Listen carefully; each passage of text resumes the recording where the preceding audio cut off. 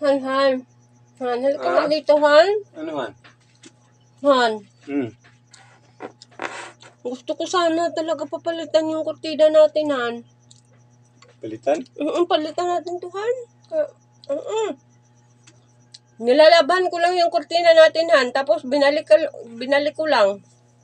Paglagay. Kasi wala tayong kurtinang pangpalit eh. Bili tayo ng Han, kurtina, Han. Meron ka bang pangbili dyan, Han? Wala akong pira, Han. Ha? Wala akong pira. Kala ko may tinatago kang pira dyan eh. Ba't magtago pa akong pira, Han? Kung may pira na ako, binili ko ng materialis, Han.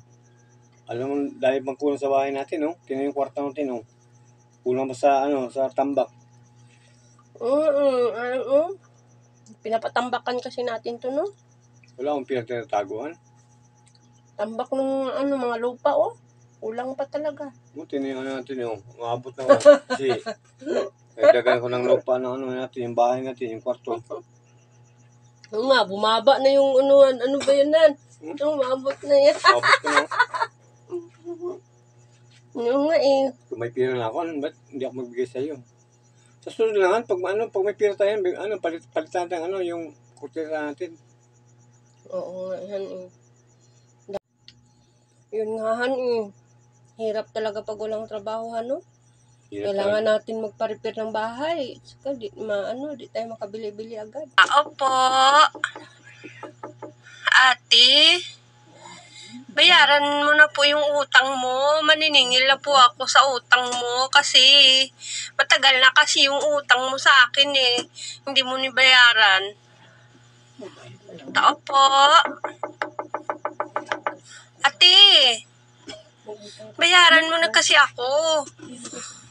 Kasi yung utang mo sa akin, na 8 months na. Tapos isa ka lang nagbayad sa akin. Ate, sabi sa sa kapitbahay mo, andyan ka lang daw sa loob ng bahay mo ngayon eh. Ate, tao po.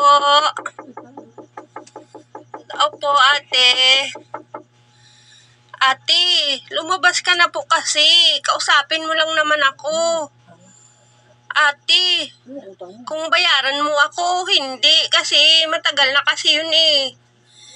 Tagal-tagal na yung utang mo, ate. Hindi mo ako binayaran. Opo, ate. Ate, kausapin mo naman ako, ate. Tao po. Tao po. Ate, bayaran mo na po yung utang mo. Maniningil na po ako sa utang mo. Kasi Utang ka? Ano ka ba?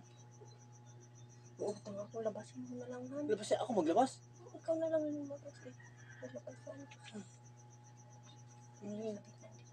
Ha? Sabi ka nandito ako. Oh, sige. Sige na. Sige.